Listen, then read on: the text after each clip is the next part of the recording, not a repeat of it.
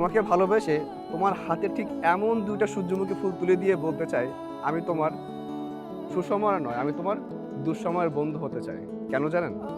সূর্যমুখীর একটি ধরন রয়েছে, সেটা হচ্ছে সূর্যমুখী যখন সকালে সূর্যটা উদয় হয় তখন কিন্তু এই সূর্যমুখীটাকে ঠিক সূর্যের দিকে তাকিয়ে সূর্যের আলোয় নিজের জীবনটাকে আলোকিত করার চেষ্টা করে।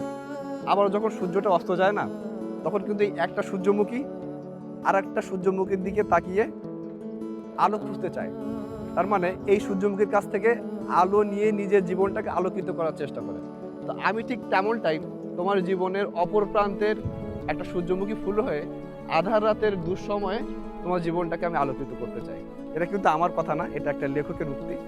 তো যাই হোক, আমি আজকে যেখানে উপস্থিত হয়েছি এটা হচ্ছে সাতক্ষীরা জেলার মোটামুটি সদরের ভিতরে একেবারে কাছেই একটা বৃহত্তর সূর্যমুখী বাগান, যেখানে প্রতিনিয়ত মানুষ, অসংখ্য মানুষ ছবি তোলার জন্য এসে থাকে। এবং পাশাপাশি এই যে ফুলের সৌন্দর্য, এই সৌন্দর্যে মোহে ব্যাকুল হয়ে এখানে দেখেন অসংখ্য মৌমাছি প্রজাপতি আসে এখানের ফুল থেকে মধুগুলো আরোহণ করতে।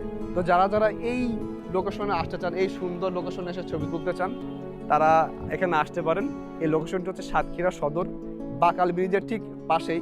তো দয়া করে যারা এখানে আসবেন তারা ফুল ছিঁড়বেন না, কারণ ফুল প্রকৃতির সুন্দর, কিন্তু ফুল যদি ছেড়ে তাহলে কিন্তু এখানে সৌন্দর্যটা নষ্ট হবে।